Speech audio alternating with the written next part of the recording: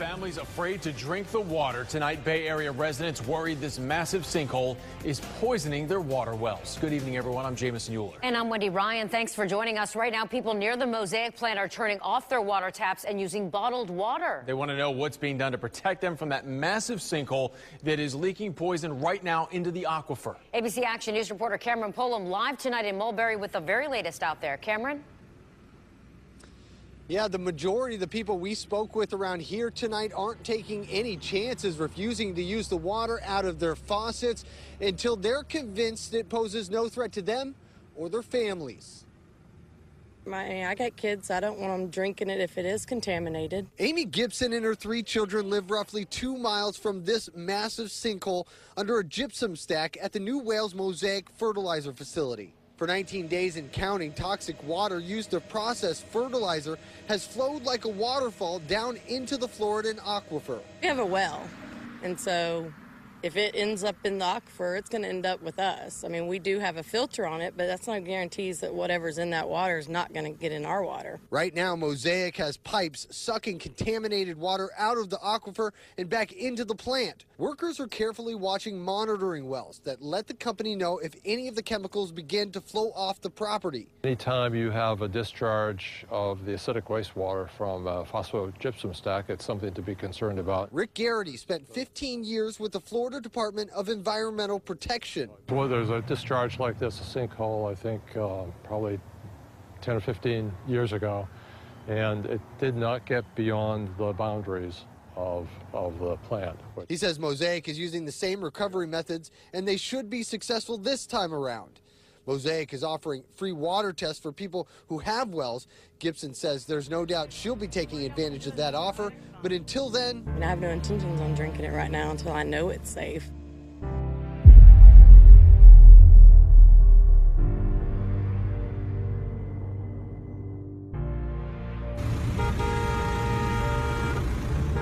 Bright and early. We always just wanted to just show this is what we want. Before classes on Friday. I have never heard of it being an issue, and I don't think anyone else has ever heard of it being an issue. Dunedin High School students fought for one thing, to keep flags on the back of their cars. The controversy started Monday, the day after September 11th. Everyone had their flags on the back of their car in memorial of it, and Principal Johnson and the SROs decided to take them down and lay them in the back of the beds of the truck. The school district's public information officer says flags are allowed, but students must put them away during school. It's a school policy that's been in place for a few years. Amber Alessandrale never heard about it until this week. First thing it could have been offensive to some people, and now they're saying it's a safety issue. It's personal to this 16-year-old senior who has relatives that have served for our country. It just shows honor to me in that flag. The principal's new proposal touches on the definition of our democracy, the right to vote. So the Student Government Association will vote on whether to amend the parking lot rules. Amber hopes this isn't another hurdle. I want to be able to fly my American flag in honor of my family, and I think taking that right away from me is not okay. And now a CBS 4 News health alert and a growing drug epidemic, not only in South Florida, but around the country. Several agencies got together to get the word out about fentanyl, a cheap street drug that is killing people at an alarming rate. CBS 4's Gary Nelson has the important information. Fentanyl is being called the most addictive, deadly drug ever to hit the streets of South Florida, the drug that killed entertainer Prince this year. It's 100 times more powerful than morphine. It is killing at a rocketing rate. In 2014, fentanyl overdoses killed 13 people in Miami-Dade. So far this year, it has taken 142 lives. About 80% of those cases actually involve fentanyl in combination with other drugs. Fentanyl is used with heroin, cocaine, sedatives, and booze. A dose the size of 3 grains of sugar is fatal. It makes oxycodone, Rush Limbaugh's once drug of choice, look like breath mints. Miami Fire Rescue is averaging 250 calls a month for overdoses of the stuff. And the biggest cost is the cost to the lives, to the livelihood, and the human effect on our citizens. In Miami Friday, a call to arms. If you have any information on anyone who's selling this drug or manufacturing, please call us. There is, these professionals say, simply too much at stake. If we all don't stand together and do something about this problem, it's going to overtake us. Fentanyl, a drug most had never heard of until recently, threatening now to become public enemy number one. So just how large a problem has this drug become? Well, fentanyl is responsible for more deaths so far this year in Miami alone than murder. And there are a lot of murders in this town.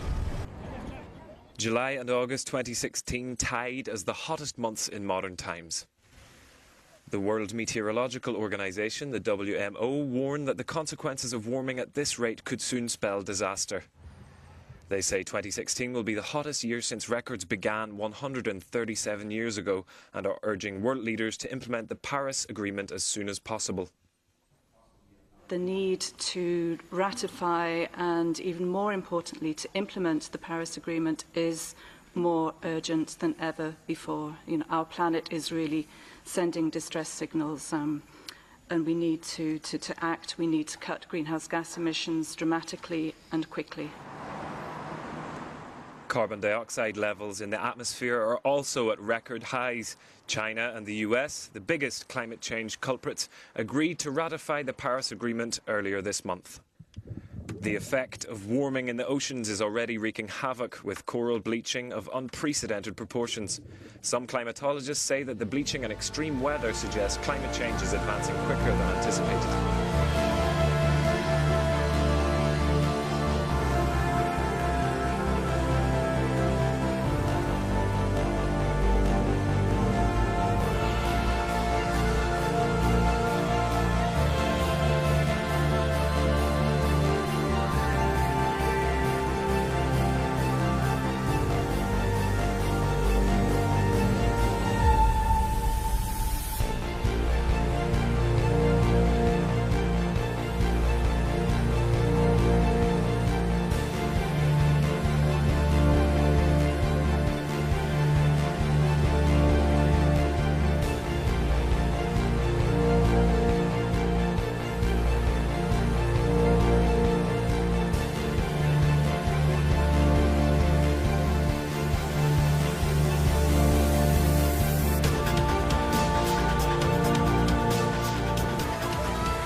Authorities and residents of Fujian province in southeastern China are dealing with the aftermath of Typhoon Meranti. The storm crashed into the area with strong winds and lashing rain, leaving a trail of devastation, destroying crops and homes and leaving at least 10 people dead. Power lines are down and around 1.65 million homes are without electricity. The typhoon hit the southern part of Taiwan on Wednesday and was classified a Category 5 typhoon by the Tropical Storm Risk Storm Tracker, the strongest classification available.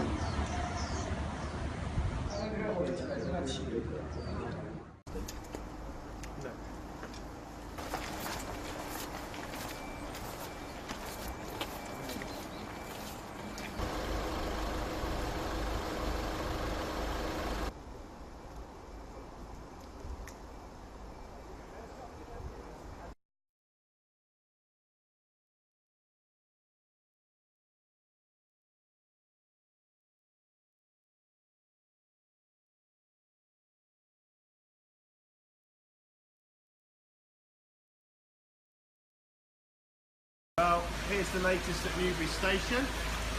I am having to go home in my shoes and socks. Well, with any shoes on. I'm just hoping this is not too deep, but it's quite something. Cars going underwater here. Little alternative.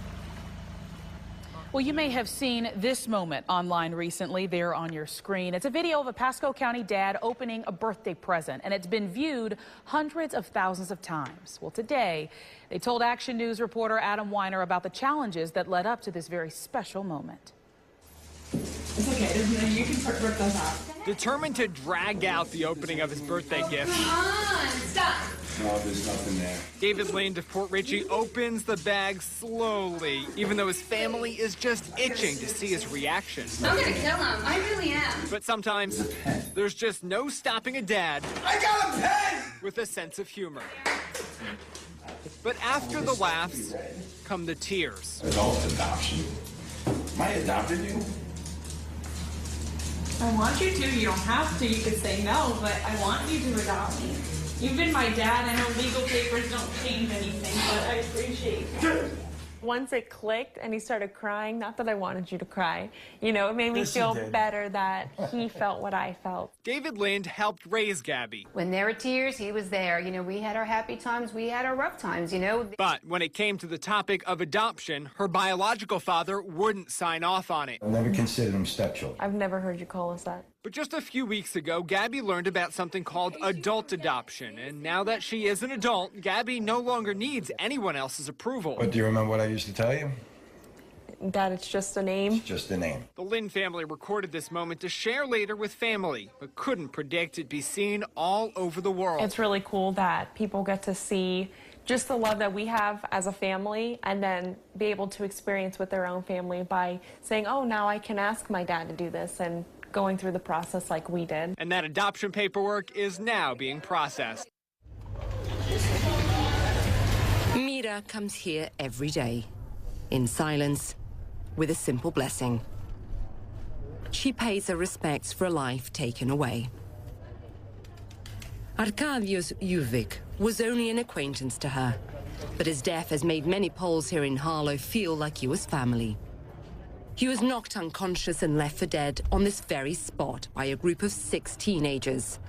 An incident local police are treating as a hate crime, one of more than 30 against Poles since Britain voted to leave the European Union, according to the Polish embassy. Mira has experienced the racism firsthand, both pre and post that Brexit vote. My neighbor told me to run from his country, but since Brexit, it's worse. Like beautiful balloon blow up and many hates come on people. Many people are not politically correct anymore, and they say what they think, what they always think, but they never didn't tell about that. It's these experiences that have left the Polish community here on edge. So to ease tensions, Polish police have sent 2 officers to Harlow to patrol the streets for a week. We bumped into them in the centre of town. We are here basically to help our colleagues from the Essex police. That's our main role. We want to speak with the Polish community, see what their concerns are. 68% of people here voted to leave the European Union. Whilst we can't say that the incidents here are related to Brexit vote, what they have exposed are huge fault lines in a community that has one of the highest levels of Eastern European immigrants in the country.